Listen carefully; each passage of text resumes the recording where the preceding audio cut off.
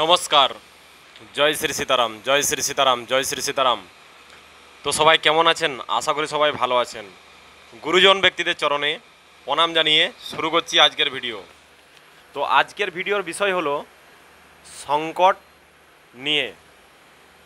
আমার অনেক সংকট, আমি মহা সংকটে ভুগছি, এরকম ধরনের প্রশ্ন আসে আপনাদের কাছ থেকে। অ্যাকচুয়ালি বিভিন্ন সংকট তো বিভিন্ন ধরনের হয়ে থাকে। কেউ প্রশ্ন করে যে আমার ছেলের একটা চাকরি দরকার, চাকরি না হলে এখন আয় ইনকামের স্রোত হচ্ছে না, মহা সংকটে আছি। আবার কেউ প্রশ্ন করে থাকে যে শারীরিক প্রবলেমে আমাদের বাড়ির সবাই ভুগছে, সেটা একটা সংকট। আবার বেশিরভাগ প্রশ্ন আসে মায়েদের কাছ থেকে যে আমার স্বামী আমার কন্ট্রোলের বাইরে, বা আমার কথা শুনে না, আমার কথাই চলে না, আমার মানে কোনোরকমভাবে কথাই শুনতে চায় না। এরকম ধরনের বিভিন্ন প্রশ্ন আসে আপনাদের কাছ থেকে। তো আজ আমি সংকট নিয়ে কথা বলবো। অ্যাকচুয়ালি আমার জীবনেও অনেক সংকট এসেছে, অনেক সময় বিভিন্ন সংকট এসছে, কিন্তু বালাজি মহারাজের কৃপায় সংকট কিন্তু পেরিয়ে গেছে। তো এই জন্য আমি আপনাদেরকে বিশেষ কিছু আজকে বলবো। সংকট, গুরুজি বারবার বলে বিভিন্ন ভিডিওর মাধ্যমে যে সংকট আসতে পারে, সংকট আসবে না সেরকম নয়, সংকট আসতে পারে, বারবার আসতে পারে, কিন্তু যেখানে 100% সংকট হওয়ার কথা সেখানে দেখবেন 10%-এর মধ্যে আসবে। তার জন্য বালাজি মহারাজের চরণ ধরে রইতে হবে, সংকট মোচনের চরণ ধরতে হবে। সংকট যদি আছে তাহলে সংকট মোচনের চরণ ধরতে হবে। আচ্ছা, আমরা যদি আগের থেকে সংকট মোচনের চরণ ধরে থাকি তাহলে কি সংকট আসবে কি আসবে না? সংকট আসতে পারে, কিন্তু যেখানে 100% সংকট আসবে সেখানে 10%-এর মধ্য দিয়ে চলে যাবে। অনেক মায়েরা আমার সঙ্গে যোগাযোগ করে, তারা অনেক আগের থেকেই হনুমানজির ভক্ত, অনেক আগের থেকে হনুমানজির পূজা পাঠ করে, এবং আমার ইউটিউবে এই ইউটিউব চ্যানেলের মাধ্যম দিয়েই অনেকে অনেক কিছু বিভিন্ন নিজের অনুভব শেয়ার করেছেন, বিভিন্ন অনুভব শেয়ার করেছেন। তো আমি সব থেকে বড় সংকট বলে আমার কখন মনে হয়, মানে আমার সঙ্গে যেটা আমার মহা সংকট বলে তখনই মনে হয় দৈনন্দিন যে পূজা পাঠ, যদি কোনো কারণবশত পূজা পাঠ আমার লেট হয়ে যায়, যেমন পাতাকালে পূজা করার একটা টাইম, তো সেই পাতাকালে যদি কোনো কারণে পূজা করতে না পেরে আমি যদি অন্য সময় পূজা করতে হয়, তাহলে সেটা আমার কাছে মহা সংকট বলে একটা মনে হয়। পাতাকালে যদি আমি পূজা করে নিই তাহলে আমার সারাদিন প্রভু শ্রী রামচন্দ্রের নাম নিয়ে আমার কেটে যায় সারাদিন। পাতাকালের পরে যদি আমি মানে পূজা করতে হয় তাহলে মনটা কিন্তু একটা অন্যরকম হয়ে থাকে, পূজাটা কখন করব এরকম। আচ্ছা, এটা কখন বেশিরভাগ হয়ে থাকে?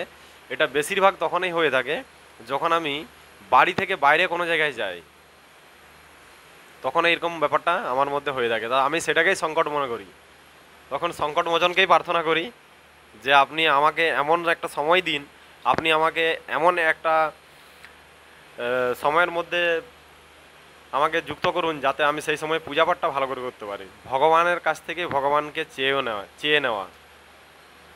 গুরুজি বারবার বলে যে এই কাজটাই আপনাদেরকে করতে হবে। তো সংকট যদি আপনাদের আছে তাহলে সংকট মোচনের চরণ অবশ্যই ধরতে হবে। আর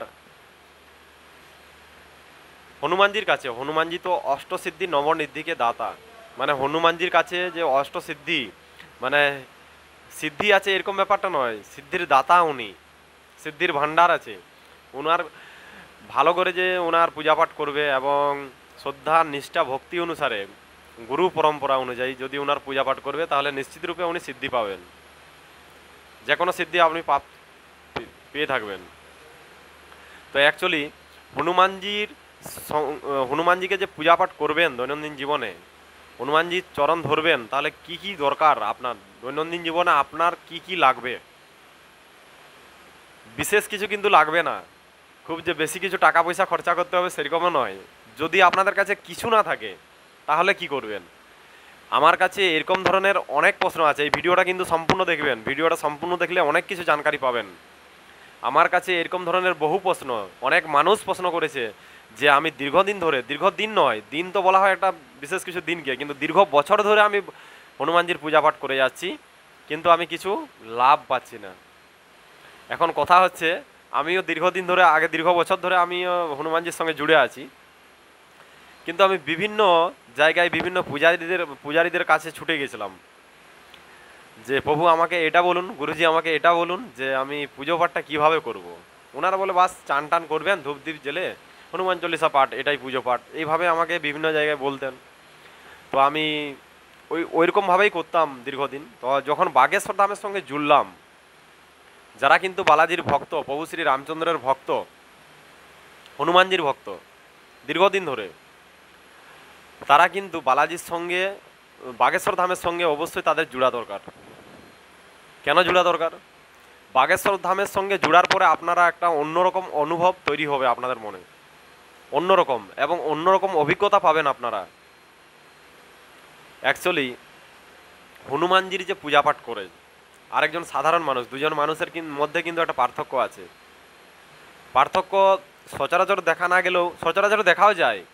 যখন আপনি সদ্গুরুর চরণ ধরবেন, সদ্গুরুর চরণ, বাগেশ্বর ধামের সঙ্গে যুক্ত হলে সদ্গুরুর চরণ ধরবেন, তো সদ্গুরুর চরণ যদি আপনি ধরেন, বা বিভিন্ন জায়গায় সদ্গুরু থাকতে পারে, সেখানে সদ্গুরুর চরণ ধরতে পারেন আপনারা। তো সদ্গুরুর চরণ যখন ধরবেন তখন আপনি সৎ প্রকৃতির হয়ে যাবেন, আপনার কর্মগুলোও সৎ হতে থাকবে, আপনি আপনার কাছ থেকে যে শিক্ষা দীক্ষা সমস্ত কিছু সৎ হতে থাকবে। যদি সৎ আগে ছিল না, কিন্তু বর্তমানে সদ্গুরুর চরণ ধরার প্রভাব আপনার উপরে পড়বে, যে আপনি ধীরে ধীরে সৎ হতে থাকবেন। এতটাই সৎ, আপনার পরিবারকেও ধীরে ধীরে সৎ করতে থাকবেন, সৎ পথে চলার জন্য বলবেন, আপনিও সৎ পথে চলবেন। এটা কিন্তু আপনার মধ্যে সবথেকে বেশি বড় পরিবর্তন দেখা যায় বিভিন্ন ভক্তরা।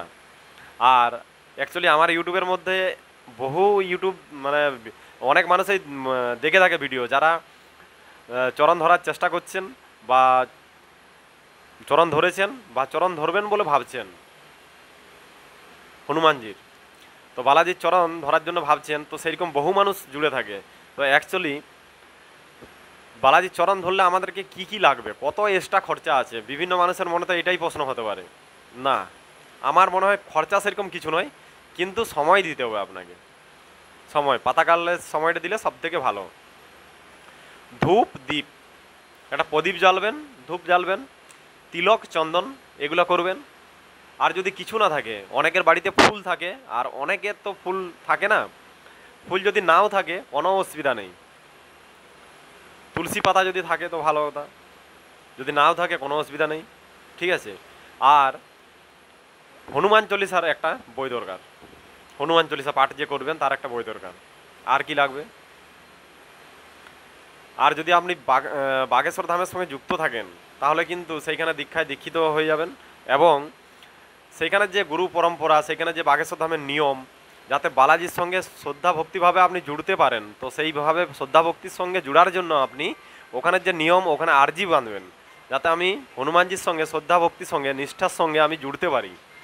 আরজি বাঁধবেন। আরজি বাঁধলে আপনার মনের মধ্যে ধীরে ধীরে প্রশ্ন উঠবে। কীরকম প্রশ্ন উঠবে?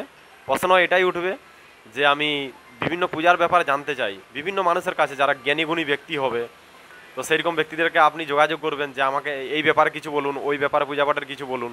তো এই ধরনের আপনার মধ্যে জানার আগ্রহটা বেশি হবে। আর যেটা সৎ বললাম, সৎ আচরণ আপনার মধ্যে আসবে। আর যদি আপনাদের সম্ভব হয়ে থাকে, তাহলে যারা হনুমানজির ভক্ত আছেন, তাহলে কিন্তু 40 দিনের যে অনুষ্ঠান, তো সেই অনুষ্ঠান কিন্তু আপনারা করার চেষ্টা করবেন। আপনারা বিশেষ কিছু অনুভব করবেন। সংকট আপনাদের কাছে আছে নিশ্চয়ই, কিন্তু আপনারা যদি বালাজির সঙ্গে আগের থেকে, সংকট আসার আগের থেকে জুড়ে থাকেন, তাহলে সংকট যে আপনার মধ্যে আসবে সেটা আপনার মনেই হবে না। এই জন্য সংকট মোচনের সঙ্গে জোড়া অবশ্যই দরকার।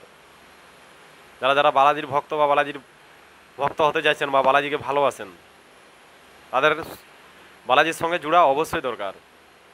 আর বিশেষ করে যারা দীর্ঘদিন ধরে বালাজির সঙ্গে জুড়ে থাকতে চায়, তাদেরকে আমি এই কথাটাই বলবো যে আপনারা বাগেশ্বর ধামে দীক্ষা নিয়ে নেবেন। এই দীক্ষার প্রভাব কিন্তু আপনি নিজেই বুঝতে পারবেন। তো হনুমান চল্লিশা পাঠ করবেন, এবং যদি আপনি কোনো পূজা পাঠের সময় যদি হনুমানজির যে পূজা পাঠ করবেন, তখন যদি কিছু মন্ত্র না জেনে থাকেন, ওম রাম রামায় নমঃ, ওম হাম হনুমতে নমঃ, এই মালাগুলো জপ করবেন। আর রাম বন্দনা করবেন, এবং প্রভু শ্রী রামচন্দ্র বন্দনা করবেন, এবং রাম স্তুতি পাঠ করবেন। এগুলো করবেন যদি আপনি কিছু না জেনে থাকেন। এগুলো করবেন মনে করে। তো চলুন, দেখা হবে আর একটা পরের ভিডিওটাতে। তো পরের ভিডিওতে দেখা হলে আবার বিশেষ কিছু আলোচনা করব। আজকের মতো এতটাই। সবাই ভালো থাকবেন, সুস্থ থাকবেন। জয় শ্রী সীতারাম, জয় শ্রী সীতারাম, জয় শ্রী সীতারাম। সংকট আছে যদি আপনাদের কাছে, তাহলে সংকট মোচনের সঙ্গে জুড়ার চেষ্টা করুন।